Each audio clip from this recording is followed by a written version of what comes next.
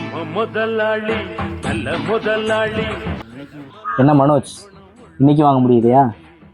என்னையா ஒருத்தர் 2 மாசமா வட்டி கட்டாம உங்களுக்கு டிவி கொடுத்துட்டே இருக்கான். இப்படியே இருந்தா எப்படியா ஃபைனான்ஸ் நடத்துறது? நான் என்ன சார் பண்றது? போன் அடிச்சா எடுக்கவும் மாட்டான். வீட்டுக்கு போய் நேர்ல பார்த்தா ஆள் இல்லை அப்படி இப்படின்றாங்க. டெய்லி வீட்டுல பூட்டி தான் சார் கிடக்குது. நான் என்ன சார் பண்றது? என்ன பண்ணுவீங்களோ ஏது பண்ணுவீங்களோ எனக்கு தெரியாது. உங்களுக்கு மட்டும் போனஸ்ன்னு கேட்டு வாங்க தெரியுது இல்ல, இதையும் கேட்டு வாங்க முடியலையா? போயாங்க. இந்த வேலைக்கு வந்ததுக்கு ஏதாவது மாடு கூட மேய்ச்சிருக்காமல. சரி அடிச்சு பார்ப்போம் என்ன பண்றேன்னு தெரியலையே. லோன்காரன் அடிக்கிறானே, லோன்காரன் அடிக்கிறானே, ஏதாச்சும் பேசி ஓல்ட்டி.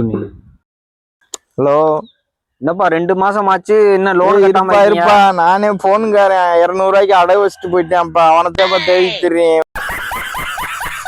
3 days later. சரி இன்னைக்காவது அடிச்சு பார்ப்போம்.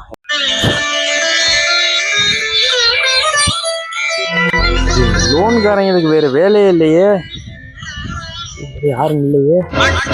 அண்ணே அண்ணே அண்ணே இல்லை இல்லை அண்ணே அண்ணே, இந்த லோன்காரங்க அடிக்கிறானே, கொஞ்சம் பேசி ஒழிச்சுடுங்கண்ணே. ஹலோ தம்பி, இந்த ஃபினான்ஸ்ல இருந்து பேசுறேன் பாய். லோன் என்னாச்சு? தம்பி அவங்க அண்ணன் தான்ப்பா பேசுறீங்க. என் பங்காளி வீட்டை ஒரு டெத் ஆகி போச்சுப்பா. அதான்ப்பா அவன்கிட்ட அந்த வேலையை தெரிஞ்சுக்கிட்டு இருக்கேன்ப்பா. எதா இருந்தாலும் நாளைக்கு பேசுங்கப்பா. டெய்லி ஏதாவது காரணத்தை வச்சுக்கிட்டோம். மென்டல் டார்ச்சர்ல நீ எதனா எசுக்கு புசுக்கா பண்ணிட்டு போய் உள்ள உட்காந்துலான்னு பாக்குறேன் ப்ரோ. 1 week later.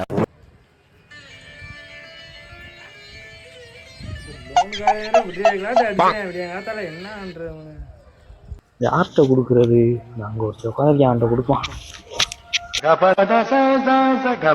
லோன்காரன் அடிக்கிறேனே, பேசி ஏதாவது ஒழிச்சு விடுவானே.